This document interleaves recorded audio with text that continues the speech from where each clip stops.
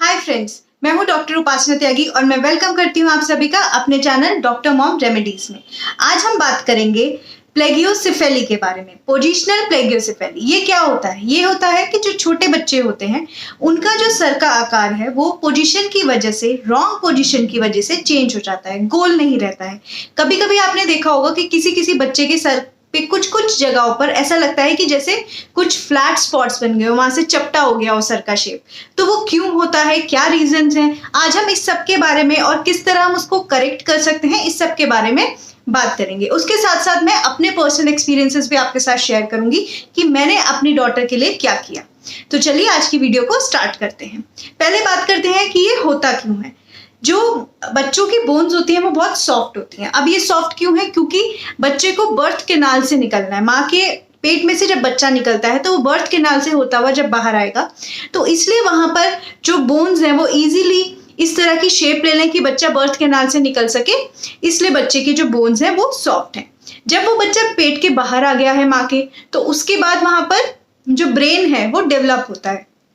अब brain develop हो रहा है तो डेवलपिंग ब्रेन को स्पेस देने के लिए, बढ़ने के लिए जो बोन्स है उनका आकार सॉफ्ट है। अब अगर इस तरह की सॉफ्ट बोन्स के ऊपर कहीं पर प्रेशर पड़ता है, प्रेशर पड़ने की वजह से जो वहां की शेप है वो चेंज हो जाती है। और भी कुछ कंडीशन है जिसमें जो बच्चे के सर पे प्रेशर पड़ सकता है और वो पोजीशन जो है जिसकी वजह से फ्लैट स्पॉट्स बन सकते हैं। जैसे कि अगर कोई बच्चा प्री मैच्योर है तो उसमें हो सकता है ये। ट्विन बच्चे हैं, दो बच्चे हैं, तो दो बच्चों में क्या है कि दोनों में इस तरह का प्रेशर पड़ेगा कि किसी एक का सर हो सकता है कि पोजीशन की वजह से डिफॉर्म हो जाए। ओलिगो हाइड्रोमेनोस है, मतलब जो माँ के पेट के अंदर पानी है वो कम है। पानी कम होने की वजह से जो यूट्रस है या बाहर का प्लेसेंटा या किसी भी किस चीज का प्रेशर इस तरह बच्चे के सर पे पड़ सकता है कि वो उसकी शेप चेंज कर सकता है। तो ये सारी तो कंडीशन हो गई कि अगर बच्चे के सर का शेप इस तरह है। एक और रेयर कंडीशन है कि अगर बच्चे के सर की जो बोन्स हैं वो आपस में फ्यूज्ड हैं, उसको हम बोलते हैं क्रेनियोसाइनोस्टोसिस। अगर ऐसी कोई कंडीशन है जिसमें कि वो बच्चे की सर की बोन्स फ्यूज्ड हैं तो उसमें तो मेडिकल केयर ही लेना पड़ता है, डॉक्टर के पास इमीडिएटली जाना पड़ता है। लेकिन अगर आपके साथ ऐसी कोई कंडीशन नहीं है पर बच्चा बाहर रह रहा है और उसके बाद उसकी सर की पोजीशन इस तरह है वो रख रहा है जिसकी वजह से आप नोटिस कर रहे हैं धीरे धीरे कि फ्लैट स्पॉट्स बन रहे हैं, तो आप क्या कर सकते हैं? सबसे पहले तो हमें ये जानने की जरूरत है कि क्या एक्चुअल में आपके बच्चे के सर पे फ्लैट स्पॉट प्रेजेंट है या नहीं। तो उसके लिए आपको क्या करना है, अपने बच्चे की जो सर है उसको अच्छे से ध्यान से देखें। अगर वो आपको राउंड दिखाई दे रहा है तो ठीक है, राउंड है तो सर्कल में है, ओब्लिक जैसे होता है उस तरह है, अंडाकार शेप पे है तो ठीक है। लेकिन अगर आपको कहीं से ऐसा लग रहा है कि वो चपटा हो गया है, या तो आगे से चपटा दिख रहा है, पीछे से चपटा दिख रहा है, साइड से दिख रहा है, तो इट मीन्स कि इसकी जो पोजीशन की वजह से कहीं पर प्रेशर ज्यादा पड़ रहा है और उसकी वजह से ये डिफॉर्म्ड हो गया है सर का स्ट्रक्चर। और अब हम इसको नॉर्मल कैसे करना है, हमें इसके लिए हमें वो जो पोजीशन है उसको चेंज करना पड़ेगा। तो पोजीशन को चेंज करने के लिए जो हम एक्चुअल थेरेपी यूज करते हैं दैट इज योर रीपोजिशनल थेरेपी। बच्चे के सर का आकार ठीक करना है। कैसे करेंगे? रीपोजिशनल, एज द नेम सजेस्ट, रीपोजिशनल मतलब पोजीशन को चेंज करके। तो इसमें हम क्या क्या करेंगे? पहले तो हम ये जानते हैं कि हमें रीपोजिशनल थेरेपी करनी है, तो वो हम उन केसेस में कर सकते हैं जिनमें जो है बच्चे के सर का आकार चेंज हुआ है पर बोन इतनी डिफॉर्म नहीं हुई है कि उसके लिए कोई मेडिकल ट्रीटमेंट देना पड़े, तो हम घर पर ही कर सकते हैं। बट अगर बोन बहुत ज्यादा डिफॉर्म्ड है, आप बच्चे के सर को देख रहे हैं तो आपको लग रहा है कि फ्लैट स्पॉट नहीं, बिल्कुल ही स्ट्रेट लाइंस बन गई हैं, और अगर आप ऊपर से देखने की कोशिश कर रहे हैं तो उसके दोनों कानों का स्ट्रक्चर आपको ऐसा लग रहा है आगे पीछे है, सिमेट्रिकल बिल्कुल भी नहीं रहा है, तो इस सारे केसेस में हेलमेट थेरेपी होती है, वो डिफरेंट थेरेपी है, वो मेडिकल अटेंशन पे ही दी जाती है। सब डॉक्टर्स रेकमेंड नहीं भी करते हैं। क्यों? क्योंकि उसमें एक गैजेट तरह का जो है कस्टमाइज गैजेट होता है, बच्चे की शेप के आकार का बनाया जाता है और उससे प्रेशर प्रोवाइड किया जाता है। जहां ज्यादा प्रेशर है वहां से रिलीज किया जाता है, जहां कम प्रेशर है वहां से थोड़ा प्रेशर देके बच्चे के सर को गोल करने की कोशिश की जाती है। लेकिन उसमें क्योंकि आप प्रेशर को मेंटेन नहीं कर सकते हैं प्रॉपर्ली, और अगर इन केस सही जगह प्रेशर नहीं पड़ रहा है बच्चे के मूवमेंट या किसी की वजह से, तो वो फायदा करने की जगह नुकसान भी कर सकती है, तो सब डॉक्टर्स उसको रेकमेंड नहीं करते हैं। ठीक है, अब हम बात करते हैं वो चीजों की जो हम घर पे कर सकते हैं जिससे कि बच्चे का जो ये सर का स्ट्रक्चर है वो ठीक हो जाए, इन केस अगर इस तरह का कोई भी चपटापन या फ्लैट स्पॉट बच्चे के सर में बन गया है।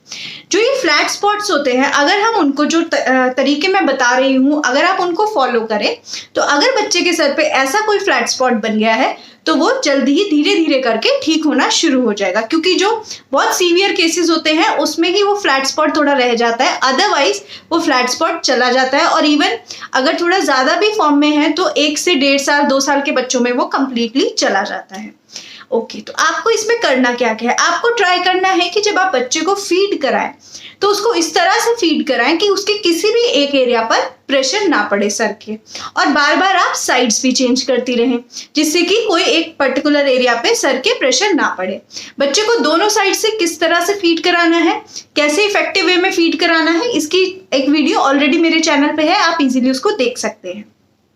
दूसरा टिप ये है कि बच्चे को मैक्सिमम टमी टाइम दीजिए। टमी टाइम मतलब बच्चे को पेट के बल लिटा दीजिए जब वो जगा हुआ है और उससे बात कीजिए। ये टमी टाइम उसके फुल डेवलपमेंट के लिए, हेड कंट्रोल और इन सब जो स्पाइन है उसके स्ट्रेंथ के लिए भी बहुत अच्छा है। साथ ही साथ इससे क्या होगा कि अगर कहीं पे प्रेशर पड़ भी रहा है बच्चे के लाइंग डाउन पोजीशन की वजह से, पीठ के बल लेटने की वजह से, तो वो भी रिलीज हो जाएगा।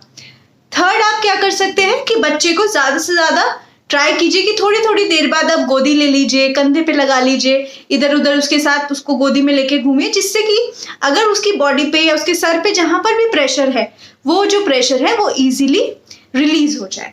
फोर्थ, आप क्या कर सकते हैं, फोर्थ आपको ये करना है कि आपको सोते टाइम बच्चे की पोजीशन को चेंज करना है। ऐसा नहीं होना चाहिए कि डेली बच्चा एक ही पोजीशन में सोए। अगर आपको लग रहा है कि बच्चा एक ही पोजीशन में सो रहा है तो आपको बार बार उसको हाफ एन आवर 1 आवर में चेंज करते रहना है, क्योंकि जो छोटे बच्चे होते हैं वो अपनी पोजीशंस को इजीली चेंज नहीं कर पाते हैं, तो ये आपको बार बार करना पड़ेगा। अगर आप ऐसा करेंगी तो जहां पे प्रेशर पड़ रहा है वहां से रिलीज होगा और दूसरी जगह थोड़ा प्रेशर पड़ेगा तो वो आकार धीरे धीरे ठीक होता चला जाएगा। और फिफ्थ, जो कि बहुत ही इंपॉर्टेंट है, जो मोस्टली आजकल बहुत मार्केटिंग भी हो रही है उसकी, वो राई के पिलोज वगैरह आ रहे हैं। तो उसके लिए मैं अगर बताना चाहूंगी कि जो राई के पिलो हैं वो आते हैं, आप उनको यूज कर सकते हैं, बट वो 2 तरह के आते हैं। तो अब मैं आपको अपना पर्सनल एक्सपीरियंस बताना चाहूंगी कि क्योंकि मैं खुद एक डॉक्टर हूं, तो जब मेरी मदर इस तरह का राई का पिलो लेकर आई तो मैं इसको देखते ही समझ गई कि ये जस्ट वेस्ट है। क्यों? क्योंकि जो पिलो होना चाहिए वो इस तरह का होना चाहिए कि जब उसके ऊपर प्रेशर पड़े तो वो प्रेशर इजीली डिस्ट्रीब्यूट हो जाए, बट इसमें जो राई है वो जस्ट सेंटर में है और यहाँ पे बहुत हार्ड मटेरियल है।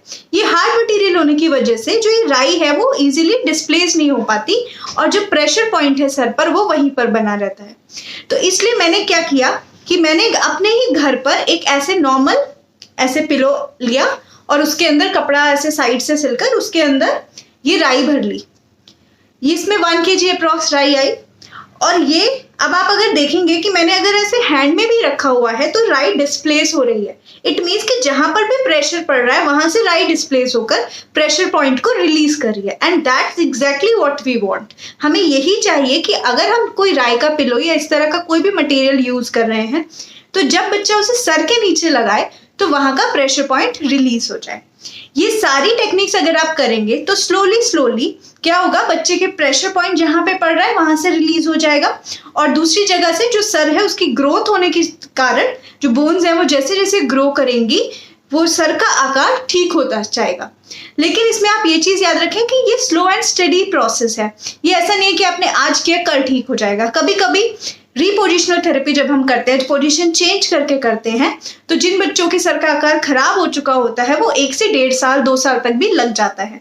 जो बहुत सीवियर केसेस होते हैं उसमें कभी कभी 3-3 साल भी लग जाते हैं और बहुत बार ऐसा होता है कि जो सर का शेप है वो वैसा ही रह जाता है। बट अगर वो सर का शेप वैसा भी रह जाए तो आपको बहुत ज्यादा पैनिक नहीं करना है, स्ट्रेस नहीं करना है। क्यों? क्योंकि उसके ऊपर अल्टीमेटली बाल आ जाएंगे।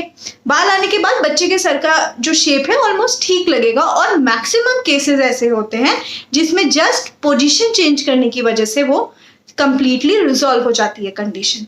आई होप आज का वीडियो आपको इन्फॉर्मेटिव लगा होगा।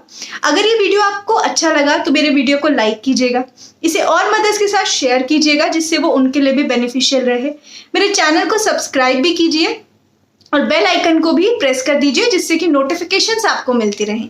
अगर आपको कोई भी क्वेरी है तो आप मुझसे कमेंट कर हेल्थ रिलेटेड इश्यूज के बारे में पूछ सकते हैं। Thank you so much.